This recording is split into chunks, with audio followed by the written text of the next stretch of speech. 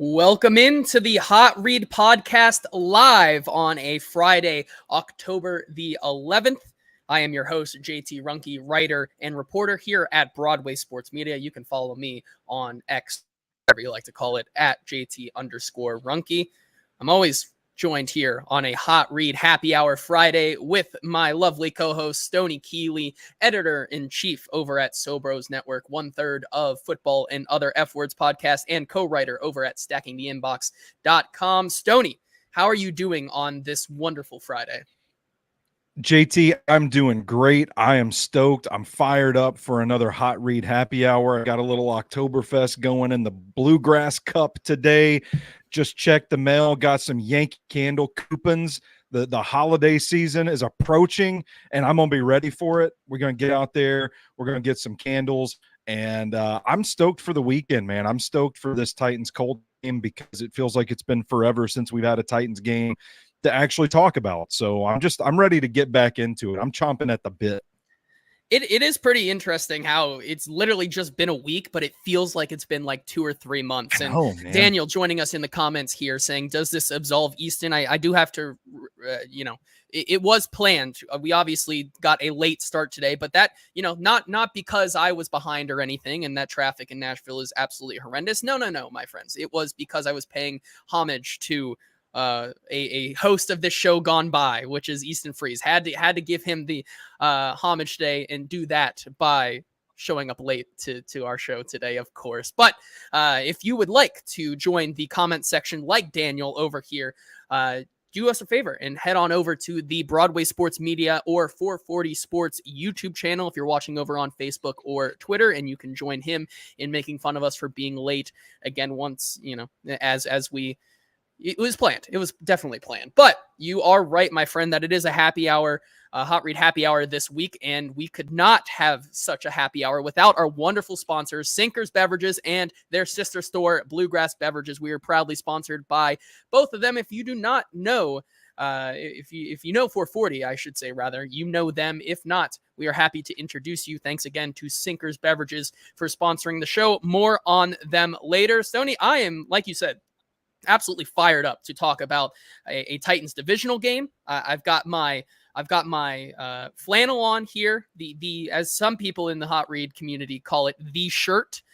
This is a highly contested shirt, I might add, as yesterday I was producing Paul Kaharski's podcast, in which he decided to go on air and say that, he's like, JT, do you want to come out and say something on my show? Obviously, I could not because I was in the media workroom and didn't want to disturb other people doing their lovely work. But then he has to take it a step further and say maybe that I did not want to go on the show because I was wearing he calls it a weird shirt.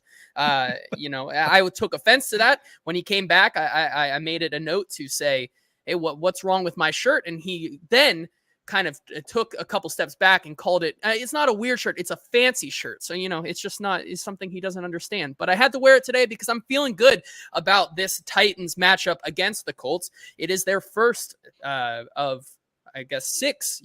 That's how many divisional games they play. Good job, JT. Good math. It is. But the first of 6 divisional games, the first one here at home against the Colts team. And there's a lot to unpack with this matchup, not only from both sides, but you got to remember how banged up both these teams are at times. Specifically, it feels like it's a Freaky Friday and the roles have been reversed as the Colts are taking on the Titans' famous laundry list of injuries here, where the Titans do have some guys who are also out this week, but we'll get to that in a second. I do want to start off today's show, though, talking about the Colts with something very special, and that is if you may not know, there is a special Colts fan out there who does a Colts anthem every single week. And this week it is the Titans week. And we have to react to this video because, sometimes I feel like the opponent of the Colts either wins or loses by how good of a anthem Seth does this week. And so without further ado, we're going to take a look at Seth's video this week, and Stoney, get your thoughts on if the Titans are in trouble or not. So here we go with, that is the wrong button, but here we go with said video of Seth this week.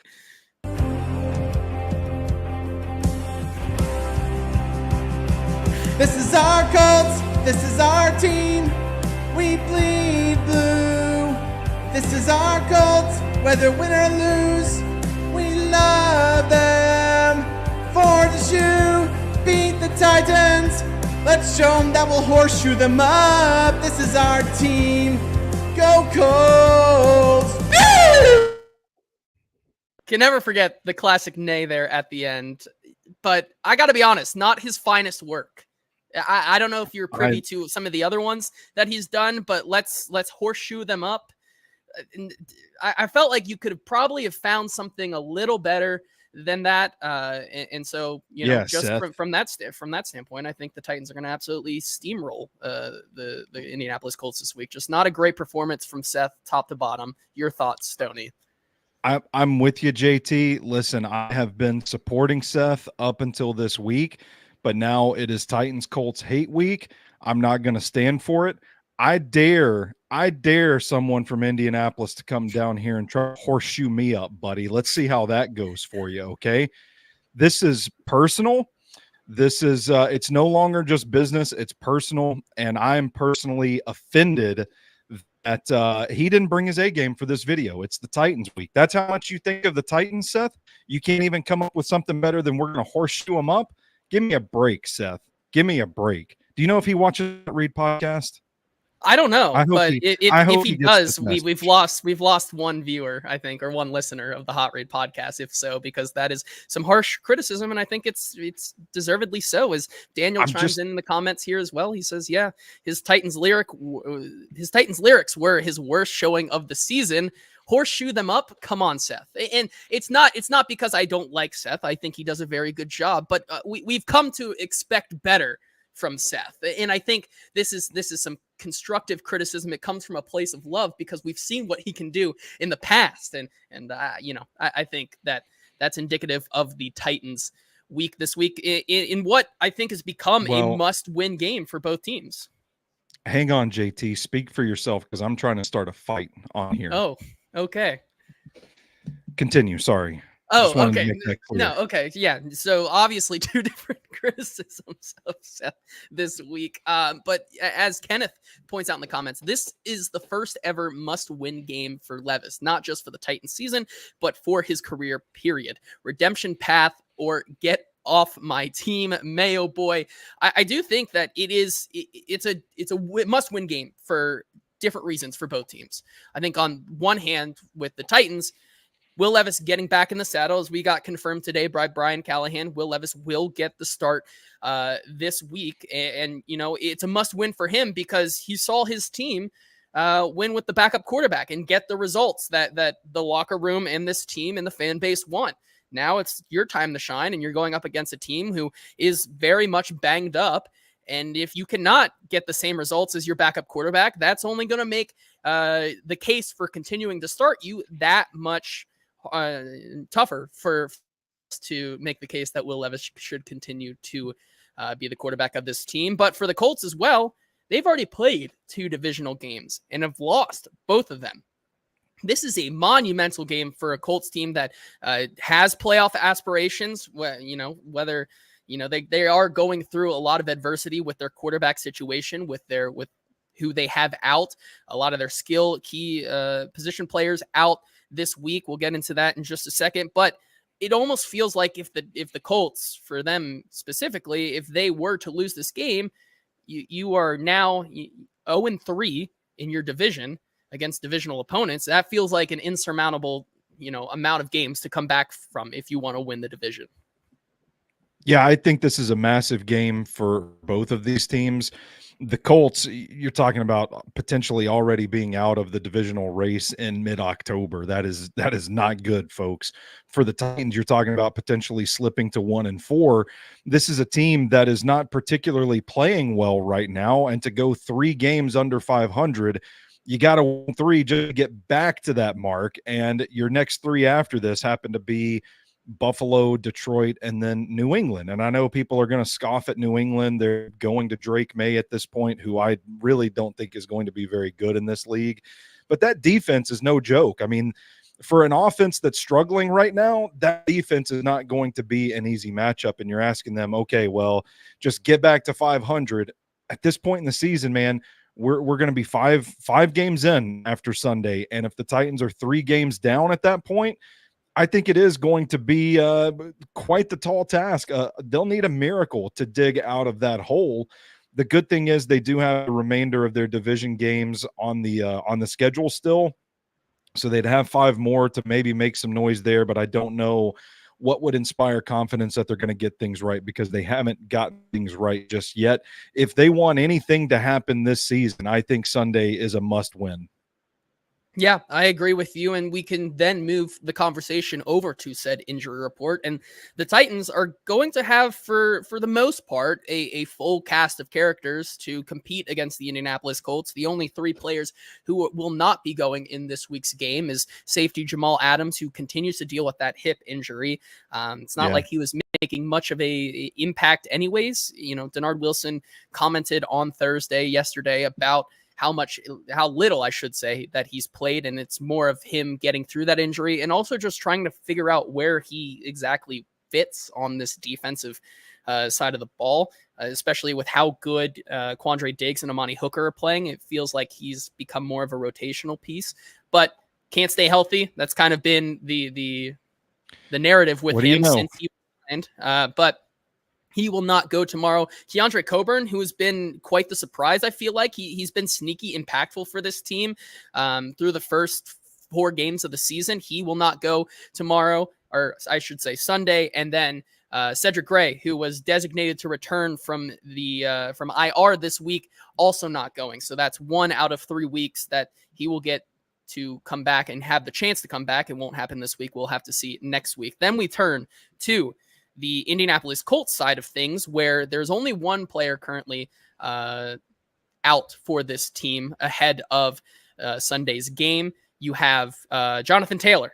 No Jonathan Taylor for this Indianapolis team. And while that may seem like it is a very good thing, we know in the past how much Indianapolis has been able to run all over the Titans' strong run defense with backup running backs. Last year, Zach Moss had maybe a career day against the Tennessee Titans. Granted, that was at a time where they didn't have their run stuffing number 1 run stuffer in Tier Tart last year. But now this year you do have T'Vondre Sweat, who has proven to be a force in the run game, as well as Jeffrey Simmons also coming back. He will be full go this week as well on the defensive line. So maybe not the biggest loss or for this Indianapolis Colts team. But then you have guys like Anthony Richardson, Josh Downs, Michael Pittman, who I think is the weirdest one.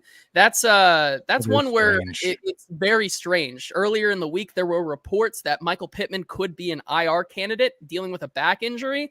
Now, 3 days later, he is full participation at Friday's practice and is questionable. And so, you know, it's really interesting to see how the Titans will have to prepare for a team like the Colts, who, one, it seems like Anthony Richardson is going to play, but you never know. You know, Joe Flacco could end up getting the start here. But then you also have this and Josh Downs and Michael Pittman, who, you know, that's a huge deal, whether or not Michael Pittman or Josh Downs goes this week, especially I think Josh Downs, who has had a lot of success against the Titans in the past. And I think they're going to look to use him early and often in this game. Similar to the way Green Bay was able to use Jaden Reed and Romeo Doubs against the interior linebackers in that game. Yeah, and I think the quarterback conversation makes Josh Downs particularly interesting, because I've watched the last couple of games with Flacco in, and he has really good chemistry with Josh Downs. And they lined him up all over the field, used him in motion. They had him all over the place, and he was dinking and dunking. A lot of people, if you think back to Josh Downs' as like college tape, he kind of projected a guy that, oh, he's speedy and shifty out of the slot. He's going to get over middle, get open, and he's going to be a big yak guy, big play. That's not really how they've used him. They've used him kind of almost like a possession guy, as just, hey, get the ball to him in space and see if he can make a man miss. Alec Pierce has really been their deep threat guy over the last couple of weeks, but Josh Downs present a bit of a dilemma as the death by a million paper cuts kind of receiver, it's always a threat to make a guy miss and take the ball upfield. I think specifically if Joe Flacco plays in this game and Josh Downs plays in the games, that's a matchup that the Titans will want to stop, because Joe Flacco, say what you will about the guy being old and being slow and all that, he's still very precise with the football. He's very decisive. He is quick getting the ball up. He looks like a seasoned pro, and that helps the efficiency of this Indianapolis offense go. Of course, it helps to have an offensive line that can at least pass protect from one half of the unit there. I think Joe Flacco is kind of a threat, particularly if he can get the chemistry going with Josh Downs again. Michael Pittman, I think, is a matchup guy that Shane Steichen will want to use. I made a joke earlier on Twitter today when the news came that Michael Pittman was now a possibility to play on Sunday, that Indianapolis watched Green Bay put Christian Watson in the slot on Roger McCreary and run the like corner fade route. And they're like, damn, we got to get Michael Pittman in the slot for this game. But he really is, because of his size, his length, his reliability. He's a big, strong guy, strong hands. I think he's a guy that they'll try to leverage in those matchup situations against maybe some of the more inexperienced corners from the Titans, guys that he can kind of create space against.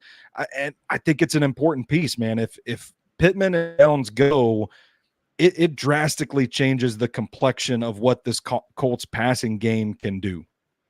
Yeah, I definitely agree. And then you never can count out an 80 thing like that. I think he is also a decent vertical threat for this team, even though it really hasn't worked. But when Anthony Richardson plays, they love to target him down the field, just like with Alec Pierce. So I think there's going to be a lot of matchups to watch this week, especially in the secondary from that standpoint. From the Titans standpoint, what do they have to do against this Colts defense to secure a victory this week? And I think the easiest answer is it starts with Will Levis as he gets the start. He comes off that joint AC sprain from 2 weeks ago. Obviously, we knew that he probably wouldn't have played last week, but would be healthy enough to go a week after that, and that we are here now. And so we got to talk to Nick Holtz about Will Levis's progression this week and how he's looked so far. Here's what the offensive coordinator had to say. I think there's, when you're coming off kind of an injury and, the week off was really good for him, and finally getting him out there was our first day, Monday. And he threw a little bit, and then yesterday he felt pretty good. So I think I think now he's kind of getting confidence and feeling he's more comfortable getting after, kind of banging up the shoulder a little bit. But I think that week off kind of came at a good time for him and for all of us.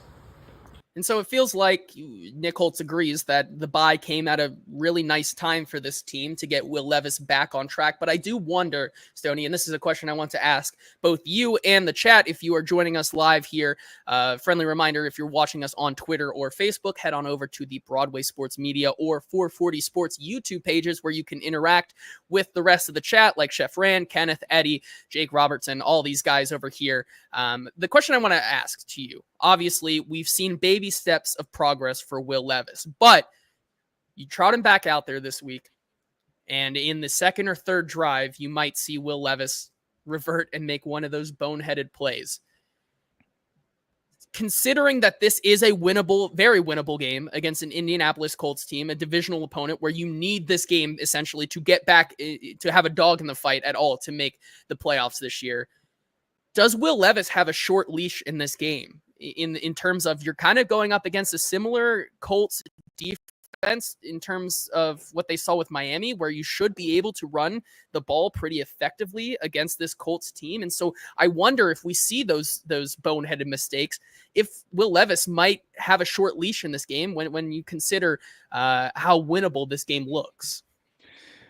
And I think, first of all, the possibility that he could throw one of these boneheaded picks is quite high. And I know people are talking about this Colts team like they're going to roll over and die on Sunday, but they're down a lot of bodies. But schematically, I think they present a challenge for Will Levis, who seems to be struggling to see the field, process through his reads, and find the open man. This is a Gus Bradley defense. They play a lot of cover three. They want to rush four and then drop everybody else into coverage. all eyes are on the quarterback in that situation. It makes it hard for Will Levis to kind of go through and read who's going where. Throwing lanes are clogged up. It's very much a read through this, find the open man kind of defense, and that has been something that he's struggled against.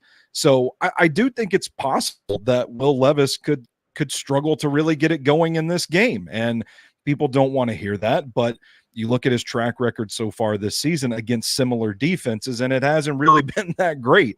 So they don't have the personnel to really generate the pass rush that they want to with 4 right now. They're down their best defensive back. They're down a few defensive backs, if I'm not mistaken. Yeah. So you think this would be a chance for Will Levis to kind of get things right. We'll see on Sunday. And ultimately, I don't have a lot of faith that he's going to come out and just have miraculously cleaned all of this stuff up over the bye week. Now, as far as the leash goes, we have a blind spot here because we don't really know for sure what the goals of Brian Callahan and Nick Holtz are with this situation. If they are wanting to win this game by any means necessary, the bottom line is that unless there is just a remarkable improvement from Will Levis over the bye week, Mason Rudolph probably gives you a better chance to win this game against a defense that is predicated on confusing you and clogging up those lanes and forcing you to be surgical and precise in how you find the open man. I think Mason Rudolph is better suited to attack that style of defense. So I would say if the goal is to just win the game, like you can't leave Nissan Stadium Sunday without a win. I think Will Levis does have a release, and you put Mason Rudolph in when he does make one of those boneheaded plays. But if the goal is just to go out there and let him work through it, tweet through it in real life, if you will, then you just stick with him, and I think you give him a longer leash.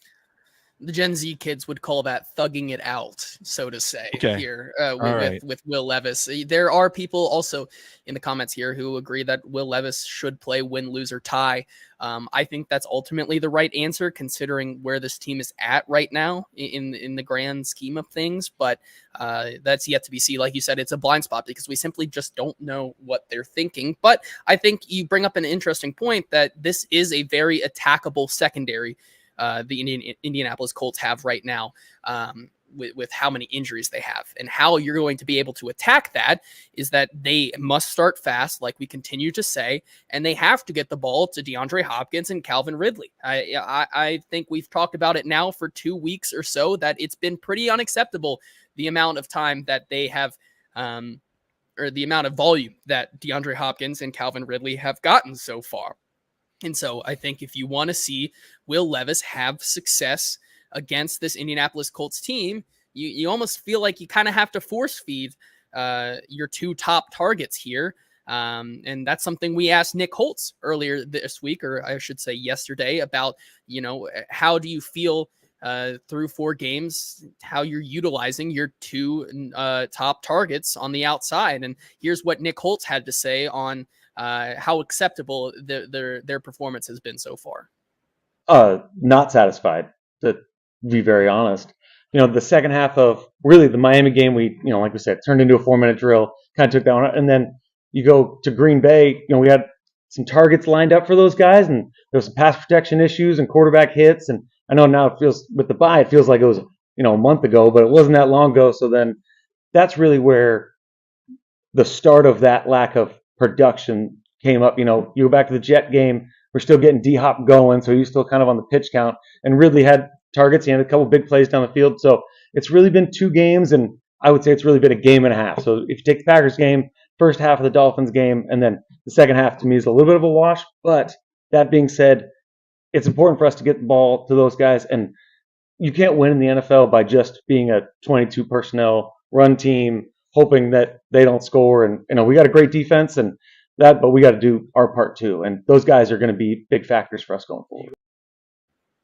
Yeah, and no matter what you see from their performance, or, we don't have to talk about the money or anything like that, but these are your 2 top guys here. And like he says, it's not been satisfactory enough. And I think a lot of that has to do with the play calling. And, it's weird that, like, with this team being down so much, the fact that they haven't tried to force feed those two the ball a little bit more, considering how many down and distances and how much they've been playing from behind. This is obviously a game where I think, much like the Miami game, they'll probably continue to see the same game script, or want to play the same game script of get out fast and early and then kind of control the clock and play that 4-minute drill down the stretch for the rest of the game there. But I think with the offensive firepower that the Indianapolis Colts do possess from time to time, I don't think you can count them out. And so I think throughout the game, you have to get these two guys going. Yeah, I would agree wholeheartedly. And I do think that this is a matchup that they can exploit. I think the Colts secondary, the guys that were playing last week anyway against Jacksonville, really struggled with Brian Thomas Jr.'s speed. I was a big fan of his coming out of the draft. And it seemed like at will they were able to get him like 3 steps behind the Colts defensive backs and get the ball to him. He had a big touchdown in that game, but their game plan was really interesting, really effective.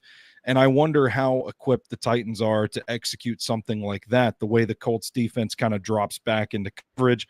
Jacksonville said, okay, if you're only going to rush 4, we got to tank Bigsby here. We're just going to run right up the middle and we're going to run through you. And if you're not going to give anything up down the field, we're just going to hit the flats. We're just going to dump these passes off and see if our guys can pick up 2 or 3 yards.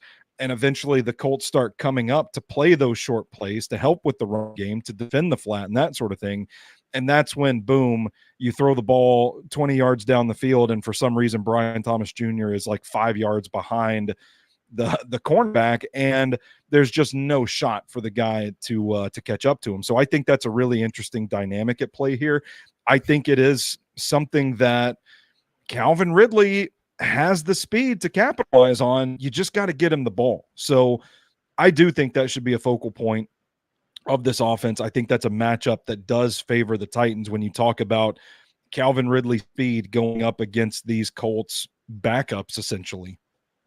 Yeah, I think you're totally right there. There's been a lot of talk as well about how, a lack of explosiveness from Will Levis. Those plays we saw in the Atlanta Falcons game, in the Miami Dolphins game last year, in the Pittsburgh Steelers game last year, those have just really not been existent this season. So I think that's a big thing when you talk about trying to take the top off this defense. That's something that they're going to have to use Will Levis. A couple other people in the chat here kind of chiming in on the Will Levis short leash situation here. Eddie says that this team should be a revolutionary 2-quarterback system. I don't know, that could work. We saw Mike Vrabel try to do that last year in the preseason. I don't know how well that worked between Will Levis and Malik Willis, but you never know. Maybe it's time again. But Kenneth saying, I think he stays no matter what. If you pull the plug on Levis, they this instantly becomes a tank season. I would agree. Chef with a strong take here saying Levis is a tank quarterback. He just hides it well.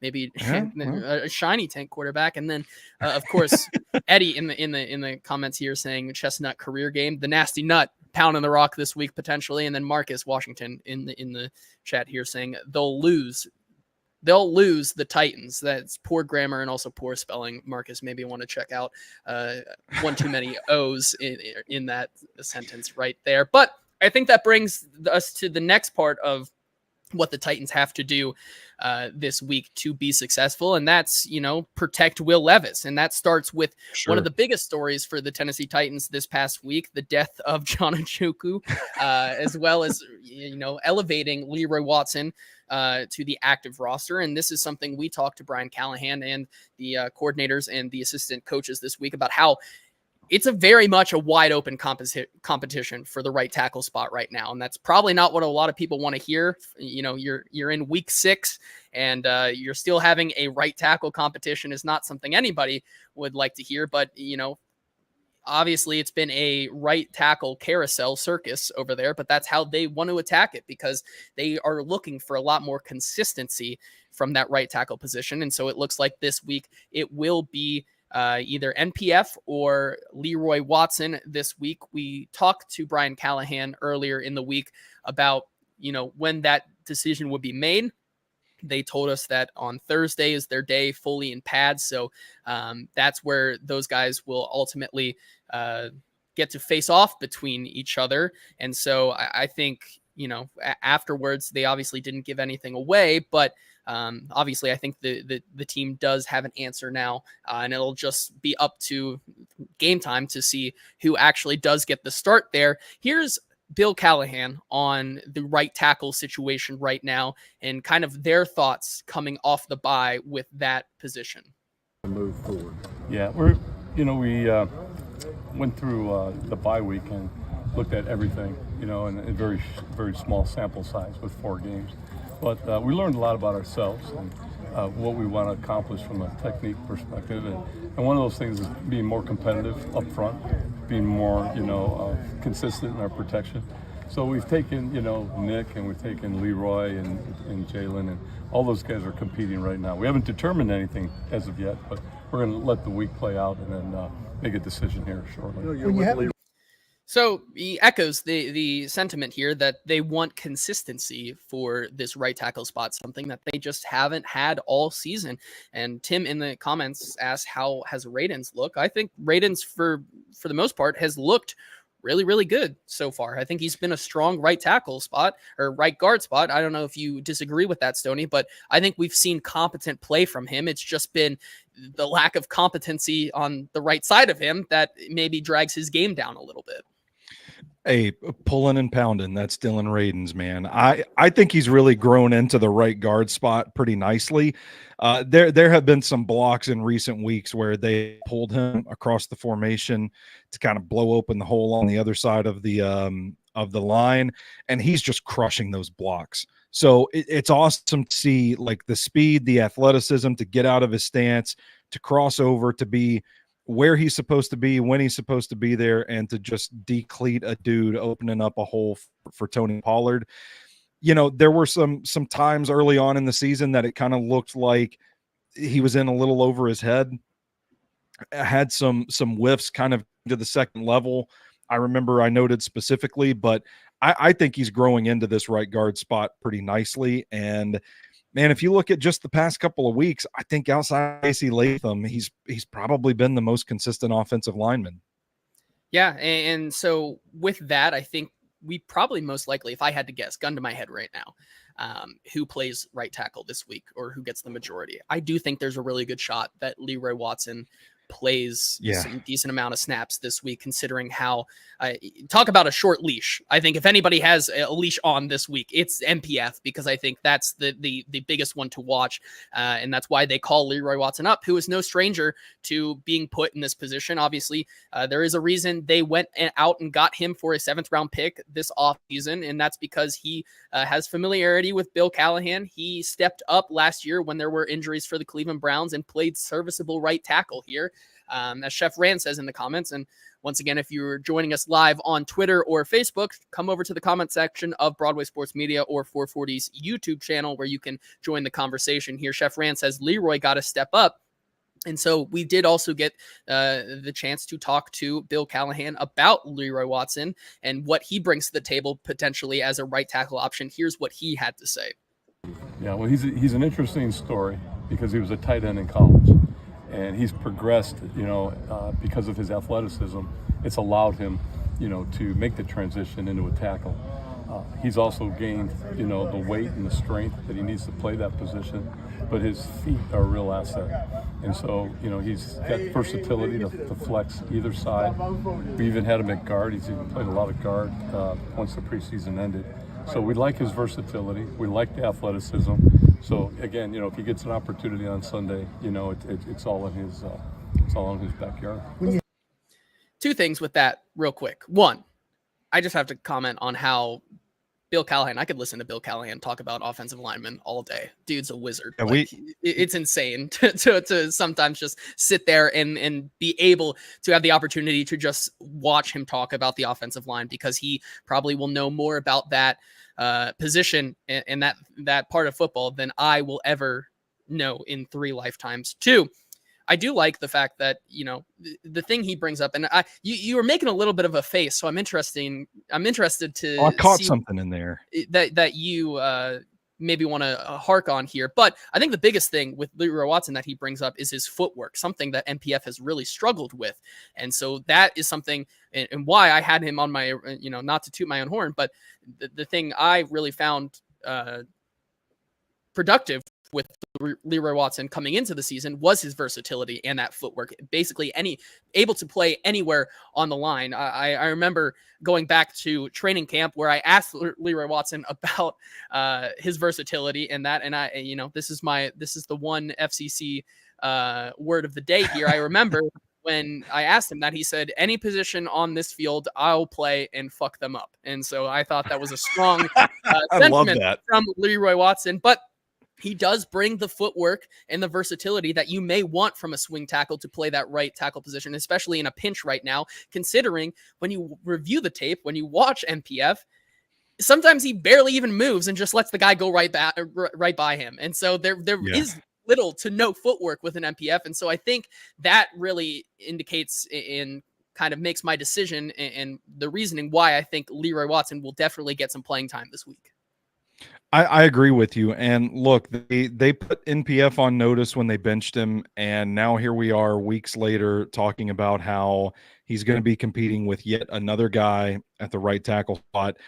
I think that does indicate that he's probably not really improved to a point where this staff has ultimate faith in him to go out there, execute his responsibilities. This is a situation that is bad enough to be throwing shit against the wall just to see what sticks. You know what? Jalen Duncan, maybe he's a little hurt. Maybe he didn't cut it. Maybe they get him out there. They get somebody else in. They think it's Leroy Watson. They don't want to give my boy Ojukwu a chance. So that's what they're doing is like finding ways with what they have, the resources they have to address this position because they're not getting the consistency out of NPF that they want to. The reason I made that is because Bill Callahan brings up his versatility and him playing guard throughout the preseason training camp, whichever, I don't recall. But I'm wondering how bad things have to get if they're wanting to rotate guys before they consider, hey, Dylan Radins is playing pretty well at right guard. Do we try and maybe kick him outside and see if he can be the answer at right tackle? And maybe we put Leroy Watson in at right guard. I mean, if this is a staff that is going to be changing things up and it's going to be a new right tackle competition essentially every week, how long until we get to that point? I mean, they're going to run out of options eventually, unless, what are they going to do? Now they're going to call John Ojukwu back up and maybe give him the shot if Leroy Watson doesn't perform well at right tackle. And then what? Then what are you going to do if that doesn't work as well? What are you going to do if Leroy Watson doesn't work at right tackle? Eventually you're going to get to a spot where you need options. And I'm just wondering if that is something that's on the table, or if this staff is just, take them for their word if they are just committed to Dylan Radins at right guard. Yeah, I can't believe you would even bring that narrative back up. Now, our mentions are going to be chock full of it, and I hate you for it. But Chef Rand says in the comments here, former tight ends at tackle make me giddy. I hope it works out. We have the proof to see historically. We have precedent to say that Leroy Watson can be a sustainable stopgap here. But Singer's Beverages, our wonderful sponsor, has been serving the East Nashville community for over 4 decades. They are a 3-time Best of Nashville Liquor Store of the Year, as voted on by you, because they simply have the best selection of beers, wine, and spirits that you could possibly ask for. You got to get out there. Their selection is absolutely incredible. And when you get out there, you also have to join their in-crowd for special benefits, allocations, and tastings. I know they do special tastings almost every other Friday. You can only know about those and when they're happening and what they are. If you're not, you got to join the in-crowd to be a part of that. And I know they have very special bourbon allocations coming up. So the sooner you get on that list, the better chance you have to get some of their special stock that they have coming in the next couple of weeks. Got to follow them also on all their social medias at Sinkers Bev. And if you can't make it out there, don't worry. They got you covered on Uber Eats. You can search Sinkers on Uber Eats and have the booze delivered to you because, Stoney, if you want to help me out here, what do they do? They drive so you can drink. Yeah, I mean, awesome. Doing an ad read, making your own comments in the comment section that I will not be mean to bringing throw up you here. I will not be answering said comment. You know, honestly, the ability here to comment, podcast, and do an ad read at the same time is why you're such a valued member of this podcast right here. I'm not even going to address your comment either. I'm just going to let the people who are listening on the airwaves here don't tell me that, because I'll just say it out loud. I do have a microphone. You do have a microphone. You do have the power. But I got to finish my ad read, because special thanks also to their sister store, Bluegrass Beverages in Hendersonville, as he puts the cup up here, who's been serving that Hendersonville community for over 50 years. Special thanks to Sinkers and Bluegrass Beverages. All right, Stoney, let us continue. Right tackle. We're not okay. We're gonna move on here to something I think is it's not nothing, right? I think it is worth addressing here, and that's the special teams issue that will be pretty important come Sunday, because I think this is still an ongoing issue. It's not been that long since last year against the Indianapolis Colts. Ryan Stonehouse gets murdered on the field stadium by the Indianapolis Colts, and where he suffers a season-ending injury, and then subsequently gets the special teams coordinator Craig Ackerman fired. We got to talk to Colt Anderson yesterday about the almost block punt that the Miami Dolphins were almost able to obtain in their primetime game against the Titans. And, you know, I think Colt Anderson had a really interesting answer. Here's what he had to say about the almost block punt in the primetime game. It's certainly unacceptable. We take pride in protection. In that certain case, they were in their punt safe look. So I think they were only rushing 4 at that time. So end of the day, we got to be more physical, block with more physicality, and use our hands and just do our job. I don't know about you, Stoney. Obviously, and this is something Paul Kaharski brought up, and I know that you can watch the tape and see it with your own eyes, but the fact that Colt Anderson was willingly able to get up in front of us and say that they were in a punt-safe look and only rushing 4 and still almost blocked the punt is absolutely unacceptable, in my opinion. Especially, I know Calais Campbell has wrecked the league for years, but considering they're only rushing 4 and you're still almost getting your punts blocked, I wonder if there is another one in this game. How, you know, we're just talking about a lot of leashes this week, but how short is Colt Anderson's leash, considering that, you know, you obviously the first 2 weeks are unacceptable, and then you almost get one blocked on the almost the most impossible look to get one blocked on, which is 4. Yeah. You know, I do start to wonder how effective he is right now coaching that special teams unit.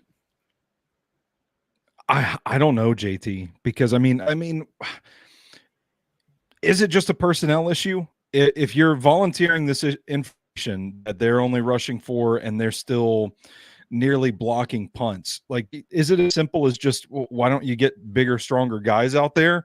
Like, is Colt Anderson running the personnel grouping for this? I would assume so, right? I mean, he's the special teams coordinator. Why not look to your bigger, stronger guys to hold up there? And you know what? I mean, shake things up. We're seeing this right tackle competition unfold on a week-to-week basis, where they're just calling guys up like, hey, let's Leroy Watson, it's your turn. Come on down, baby. Can they not do the same thing for special teams and kind of rotate different guys in to stop this? Because I don't know, man. How do you overcome that if you're lining up out there against lighter formations and you're still being pushed back? Get stronger guys out there. Yeah, and people have talked about is taking a decent bit of time to get those punts off. I don't think that should matter for one, for the most part, because just block better. Like, it shouldn't matter how fast he's getting the punt off if you can just execute on the punt protection. Yeah. I don't know. That's just something I wanted to bring up because I was not satisfied with that answer. I really haven't been satisfied with their production and what he's brought to the table either. And obviously this game it means something probably to a Ryan Stonehouse, who is returning to the field against the team who absolutely destroyed his leg last year. And I think that's something that needs to be emphasized this week in this game. I don't watch special teams tape. I'll be honest with our viewers. I don't watch. We might have to now. We might have to. But now that we're talking about it, I do want to go back and watch like the rotation of the guys that he's regularly using. And I would be interested in his philosophy as to why those guys. If this keeps happening, why those guys? Yeah, I agree. I think that's a fair question. Yeah, I mean, the guys who we've seen out there are Jack Gibbons and Julius Chestnut are the two guys who are mainly responsible for the block punts. But I don't know who. Yeah, those are the two guys who have been mainly on punt protection there, who have kind of missed their blocks, and the reason why those have continued to get blocked. But it's frustrating. It's confusing. I think it's something we need to dive into a little bit more. But we'll have to see this Sunday against the Colts. Just a quick aside on that, but. Getting to the defensive side of the ball, because there is a whole Indianapolis offense that still can be dangerous. And, Anthony Richardson has not looked the best this year, I will say, but there are flashes out there that I think, you have to prepare for. You have to prepare for Anthony Richardson at his best. And I think we talked to Denard Wilson yesterday about Anthony Richardson and what he brings to the table. Yes, Paul, this is the shirt. Yeah, this is the shirt. So I can't my comment fancy on weird shirt. But nevertheless, this is what Denard Wilson had to say about preparing for Anthony Richardson. To me is he compares to like when Cam Newton was in the league. He's a big man. I mean, he looks like a DN. He can run. He's strong. He doesn't go down on first contact. And then obviously with the arm, he has tremendous arm talent. I mean, he can throw the ball 70 yards, so you have to be able to stop him from running, and then also keep a roof over the top of the defense to eliminate the explosive plays. Yeah, I think, you have to give credit to Anthony Richardson, especially, he also commented on how tough it's been for this team to every single week. It seems like game plan for two quarterbacks, and these two quarterbacks in particular cannot be more different. Like you have Joe Flacco, the statue of Joe Flacco back there, who's just going to absolutely ricochet and catapult that ball down the field. And then you have Anthony Richardson, who is an absolute wild card, like he said. And so, it looks like it will be Anthony Richardson this week. And that brings up the question once again, that instead of more blitzing the quarterback this week, it's about containing Anthony Richardson and making him make the mistakes on his own instead of necessarily forcing him. This is a team, you have a matchup this week against the Titans and the Colts where both teams are tied for the lead in terms of interceptions with 6. You have two absolute wild cards this week in Anthony Richardson and Will Levis. And I think that's a point of emphasis this week. As much as you want to count that first turnover the Titans got, that was really a give me. The Titans have not forced a turnover yet this year of their own real doing. Like, Tyreek Hill just simply dropped that ball. There's nothing the Titans did on that play to deserve that turnover. But I think that's going to be another big key this week, is making Anthony Richardson turn the ball over. And that's really going to rely on the heels of the secondary. It's once again a secondary that's going to have L'Jarius Sneed back in fully healthy this week. You're going to have also Jarvis Brownlee Jr., who was a big point of emphasis for this team last week. Obviously, with Awuzie going on IR, someone had to step up, and Jarvis Brownlee Jr., the 5th-round pick rookie this year, seemed to really step up this past week. And so I had the chance to ask Denard Wilson about what he's seen from Jarvis Brownlee Jr. in some, increased role, in an increased capacity. And I think he had a really interesting answer, which went from Jarvis Brownlee Jr. to then L'Jarius Sneed and his thoughts on Sneed. Here's what he had to say. Just like Tavondre, the more action he gets better. The one thing that I love, about him playing was his tenacity. He was going up against receivers that are fast, that a lot of people don't go and challenge. And he was up to the challenge. He went down. He was pressing. He was physical rerouting. He stayed on top. He was connected at the top of the routes. And then, obviously, when you have L'Jarius Sneed, who's in the room with him, they have very similar personalities as players. I think that also helps. And then going on to Sneed, sometimes I don't think he gets the respect that he deserves. I think he's the best corner in the National Football League. and he's not afraid of any challenge. He's not afraid of anyone, and I would just love to see him compete. What are the challenges? High praise for both Jarvis Brownlee Jr. and L'Jarius Sneed. Stoney, your thoughts on what the secondary has to do this week to get the best of Anthony Richardson? Yeah, I think it's simple. I mean, keep your powder dry down the field because he's incredibly erratic underneath. I think you see the highlights of him just bombing throws way down the field, and it's this highlight play that gets all these retweets and shares on social media, and everybody like, wow, what a rocket Anthony Richardson has. And then the next 7 throws are going to be overthrows to the boundary out there where his guy's open and he's just throwing 5 feet over his head. It's got to be a really frustrating spot to be in for Colts fans to watch this guy the way he's so up and down. It's such a roller coaster with him right now. But I think you have to kind of remain disciplined and understand where this quarterback can beat you, and where he can beat you is over the top. And to go back to what I said at the top of the show, Alec Pierce is a fast guy, has good hands and good length. They're going to send him down the field. And if he gets behind the secondary, it's going to be trouble. That's one of the 2 things that I think they have to do to really cap this Colts offense with Anthony Richardson at the helm, is just be in position. Don't let your guy get behind you down the field. And then, clog up the run lanes. Like these linebackers are fast in pursuit of the run. They fill their gaps. They get to the edge. Theoretically, that's a matchup that I think that Kenneth Murray and Jones IV are up for. I think they can handle this guy. I know he's a big physical runner, but he's not 100% at this point. And I think he does his damage in case when he can kind of lower his shoulder and get physical with guys. And I think the Titans have the linebackers to match that. So it is a matchup that should favor the Titans defense. Now, if he gets going the underneath stuff, maybe that's a different conversation. Like they're talking in Indianapolis right now about how, Anthony Richardson needs to round out his game, and how long is it going to be before it clicks for him? He starts hitting on all these throws. It's not so different from what we're talking about with Will Levis right here.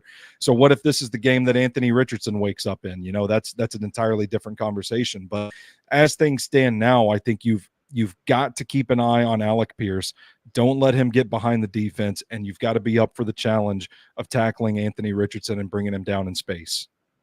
Yeah, and I think that brings up a good point that with going up against Alec Pierce, I think it's going to be another game where they're going to have to rely on the 5th-round rookie, Jarvis Brownlee Jr., pretty heavily in that spot with Awuzie down. Just a quick aside on Jarvis, because he continues to impress me. As a guy we both really liked from the Senior Bowl to now being with the Titans, he has continued to look like the steal of the draft, maybe getting him in the 5th round like that.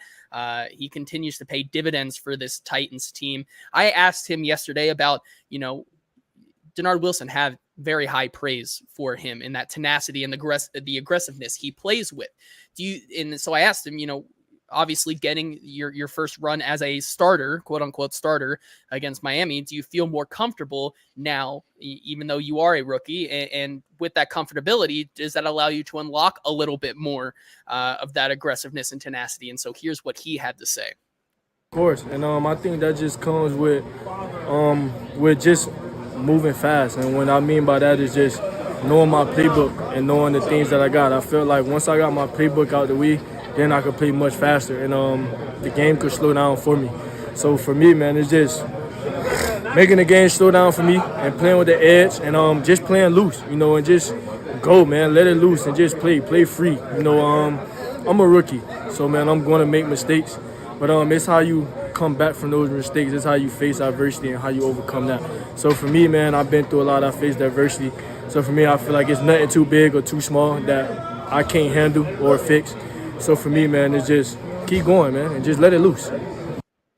Thought it was a very strong answer from the 5th-round rookie there. Stoney, anything else before we move on to our best bets about this game that you wanted to share from your notebook, or just unloading any thoughts that are still on the top of your head? I'm a little scared to ask, considering what you've already thrown in the comment section of this episode, but I will give the floor to you before we move on to our best bets. I can't comment on weird shirts because I never wear them, so I'm not an expert. I'm not an expert on weird shirts. Yes. And in regards to Jarvis Brownlee, I love him. One thing that I do want to mention is consistency with him. And what I mean is this guy's just a football player. He's been a football player everywhere he's been. Consistent Louisville tape, consistent week at the Senior Bowl, consistent throughout the summer. Now we're seeing him get a chance, not just in meaningful game action, but in meaningful game action against Jalen Waddle and Tyreek Hill, one of the fastest, if not the fastest wide receiver core in the NFL. And he's holding his own. He's doing the things well right now that he was doing well as a Louisville Cardinal. And I think that has to inspire a lot of confidence in this player as he continues to grow under Denard Wilson. Yeah, I agree. And so that it's going to be a very interesting game, a sneaky high octane game, I think, this weekend between the Colts and the Titans. Now let's move on to our best bet gauntlet for week 6 here. Stoney, you had yourself a bounce back week last week, going 4-1 on your picks. I went 2-3. Continued to be frustrating, but that's, like you say, we got to bet through it. And that comes back with this week. I feel really good about our slates this week. And so we'll be betting by some guidelines. And I think those guidelines this week are backing the big underdogs and backing home divisional dogs this week. And so without further ado, let's get into it. The best bet gauntlet for week 6. I'm going to kick it off by taking New England Patriots. Yes, the New England Patriots with Drake May plus 6.5. Going up against a Houston Texans team, which I don't believe is all of that. I think Nico Collins being down is a big deal. You also look at just some of the trends. NFL underdogs of 6 or more points this season are 11-8 straight up and 16-2-1 against the spread. 89% through 5 weeks covering that spread by 7.8 points per game. CJ Stroud also as a favorite of over 3 or more in his short career is 2-7 against the spread. I think, Drake May, it's not that much, even though you may not have the greatest outlook on Drake May coming out of the draft. I don't think it's that much of a decrease from what Jacoby Brissett was doing out there. I also really like what this New England defense has been able to do. And I think this is a sneaky gross spot where you see New England keep it to under a touchdown here. So I'm going to take New England plus 6.5 being the underdog this week. I don't hate the pick, man. I was on this show earlier saying, hey, don't sleep on the Patriots defense. This is not a game we should just be registering as a win for the Titans automatically, given how they're playing right now. And you think the quarterback change could spark something. We typically see that. I'm going to stay in the AFC East for my first pick, and I'm going to stay with a significant change in head coach in this case with the New York Jets. I know the typical betting rule is that these things, you change the quarterback, you change the head coach, typically sparks the team. They rally around each other and they perform well. I just don't like this Jets team on offense. They just blow. And I don't care who's calling the plays. Aaron Rodgers hasn't looked the same. I think this Buffalo team is maybe not what we thought it was the first couple of weeks of the season, but I still think this is a really talented team that can go in there and push the Jets around. The number is sitting there at 2.5. I like the Bills to cover that. That's my first pick this week. Is it a little too rich to say that it feels kind of like a desperation spot for the Bills needing this win? No, I don't think so. 3 in a row. I think this is a spot where they need to win badly. Both these teams need to win badly, but it's a pretty desperate spot for Josh Allen. I agree with that one. I like that pick a lot. With my second pick this week in the best bet gauntlet, one of my favorite home divisional dogs this week, Denver plus 3, playing or hosting the Los Angeles Chargers. Look, it can't be overstated how good this Denver defense has looked so far this season. Obviously, the Chargers may get a little bump coming off the bye there, but that Chargers team is not very much a prolific offense between what you saw from the Raiders last week and what you're seeing now from the Chargers. They're able to run the ball a lot better, but I don't think the passing game between Gardner Minshew and what Justin Herbert's been able to do with that cast of characters on the wide receiver position this year is much different from what they're seeing. Sean Payton also as an underdog in his career has been extremely profitable, 56, 36, and 2 against the spread as an underdog in his career. He's the 4th best against the spread coach as a dog in terms of win percentage since 1990. This is a spot where I think when you look at Denver, this is a team last year where they carried the Russell Wilson corpse of a Broncos team to 8-ish wins. I think this is a spot, once again, where this team isn't as bad as people might think. And so that's why I'm going to take the full 3 here and take the divisional dog in this game at home. I almost took the under in this game because you got two of the 2 best defenses in football going at it. Yeah, but a very even low total game as well. Yeah. At 35.5, last I checked, I got to draw the line somewhere on these unders. So I'm staying away from that one, but I am going to stick with a good defense and a disgusting sicko team. And I'm going to go back to the well with Pittsburgh Steelers because they are field goal favorites against the Las Vegas Raiders. You touched on it last week. I don't need to elaborate any further. This Raiders team feels like an absolute dumpster fire right now. They can't get anything going. I know Pittsburgh's reeling a little bit right now, but I actually liked the way that they played against Dallas and thought they had a good shot of winning that game, if not for a heroic touchdown late in that one. I'm not buying on the Pittsburgh necessarily being as bad as everybody thinks they are. I'm going to stick with them and their defense to really rattle the Raiders and cover this number pretty easily. Yeah, with my next pick here, this is it's a gross slate, but I have a feeling that it's a gross slate because I think we're on the right side of a lot of these. And the next one I'm going to take here is I'm going to take the Cleveland Browns as 9.5-point underdogs against the Philadelphia Eagles coming off the bye. This is once again, the trends are too good this year. Underdogs at this big of a spread have been so profitable that you have to bet it. Once again, I'll reiterate, NFL underdogs of 6 points or more are now 11-8 straight up and 16-2-1 against the spread, covering that spread by 7.8 points per game. I still think that this Cleveland defense is very, very strong, and I think they keep them in this game, no matter how bad Deshaun Watson has looked. This is a Philadelphia Eagles team that so far this year has played down to their competition. Have not been able to put teams away very much or very often. You also just look at historically at Jalen Hurts as a favorite of over 7 points. He is 3-7-1 against the spread and is 1-7 against the spread in his last 8 starts in this spot. I think, there's a lot of people I think that are already considering calling for Nick Sirianni's head this early in the season, much like people were calling for Robert Saleh's position, even if that is a surprise. I know, as Kenneth says, A.J. Brown and Devonta Smith both back. I don't think it matters in this spot because of how good that defense has been. I think it's going to be a close game this week, and so that's why I'm taking the Browns plus 9.5. Man, this really is a gross, disgusting slate of games this week because I'm going to keep the train rolling. I'm going to go to Chicago, and I'm going to back the Bears here as 1.5-point favorites against the Jags. I'm not buying that the London Jags. The London Jags. Yeah, I'm not buying that the Jags are all that after a rebound win against this Colts team, and I feel like Chicago's kind of finding their footing right now. I like the way that they're playing defense, and Caleb Williams seems to be hitting a stride. I'm not going to say he's hitting his stride, but he's hitting a stride, if that makes sense. He's getting somewhere. I don't know that he's at his full ceiling yet, of course, but it's starting to come together for him.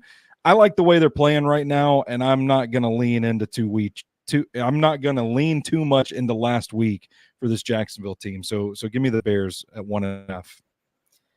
My fourth pick in the best bet gauntlet here, I am taking the New Orleans Saints, the Spencer Rattler-led New Orleans Saints as a divisional home dog of a spread 3.5. This is always a field goal game, no matter who the quarterbacks are. These teams play each other close, and I think the fact that this line last week, the look-ahead line, opened up as New Orleans minus 2.5, and now with Spencer Rattler in, they moved to 3.5-point underdogs. I don't think Derek Carr matters that much to this team. And I know they're coming off a very disappointing loss to the Kansas City Chiefs where they looked a little bit lifeless, but I really am excited to see what Spencer Rattler can do, because I am a part of the agenda, the Spencer Rattler agenda. I am one of their strongest soldiers.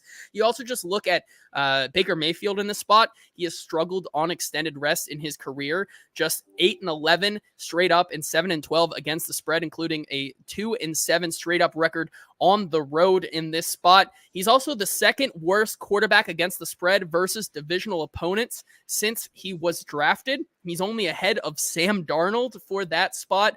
This is one where I think Baker Mayfield and this team play down to their competition this week. And I don't think Spencer Rattler, offers that much less of Derek Carr. If anything, I think he improves in his ability to scramble outside the pocket. I know that this is a banged up New Orleans line, but I think that provides a part of his game that Derek Carr really didn't bring. So with that, I'm going to take another divisional dog here and take New Orleans plus 3.5.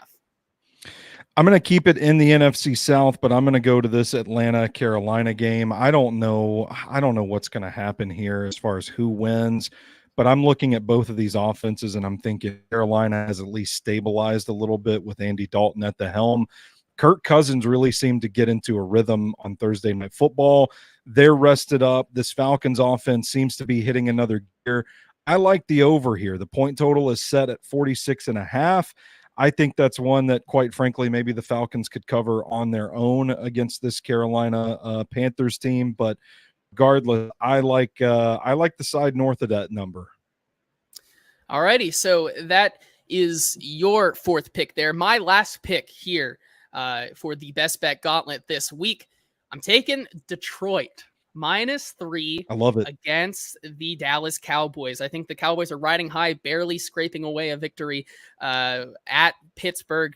Now they have to face a Detroit team fully healthy finally, coming off the bye. I think that's a scary spot for this team. This is going to be a high-octane game where I think both teams are going to do a lot of scoring, but I think it ends one way or another, with one team winning by a touchdown. In this case, I think Detroit is just the better team top to bottom. Aiden Hutchinson playing like the defensive player of the year so far with his production, especially against that Dallas offensive line, who has looked okay, but certainly not Dallas Cowboys lines of old. You look at the injuries on the defensive side of the ball for Dallas, Micah Parsons, Marshawn Nealon, all these guys, banged up, and that is a team that is really hurting, especially in the run department, in the run defense department. And what are the Detroit Lions like to do against you? They like to run the ball and shove it down your mouth, and I think Dan Campbell knows that. And this is a team that I think is going to take care of business against the Cowboys. So give me Detroit -3. Say less, fam. I love the Lions in that spot. I'm going to keep my last pick simple. I want the fireworks show. Arizona at Green Bay. Point total is set at 47.5. These two offenses are clicking right now. I think there's going to be some points in this one. Let that over, baby. Over 47.5 for Arizona at Green Bay.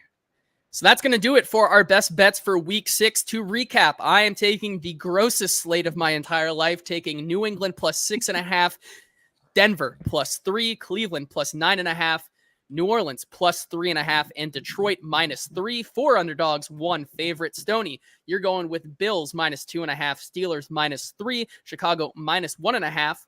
3 favorites. Atlanta and Carolina over 46.5, and then the over in the Packers-Cardinals game, which is 47.5. Kenneth in the comments says, nobody backing the Bengals. Is this for JT's sanity combined with nerves on the Mets? You betcha. I've decided I can't. Teams that I'm actively involved with, whether covering them or rooting for them, I just can't do it. That's too much for me right now. But I don't hate, as Kenneth says. I assume he means Bengals -3.5 for a Joe Burrow angry game. Guaranteed bet. I do like that spot here on Sunday Night Football, Monday Night Football, one of the two. But that's going to do it for the Hot Read podcast today. It should be a good one this weekend between the Tennessee Titans and the Ponies from Indianapolis. We will be back on Tuesday to recap everything that goes down in this game. But until then, thank you once again to Sinkers Beverages and Bluegrass Beverages for sponsoring the show. This has been the Hot Read podcast. Enjoy your weekend this weekend. Meet me in the parking lot, Seth.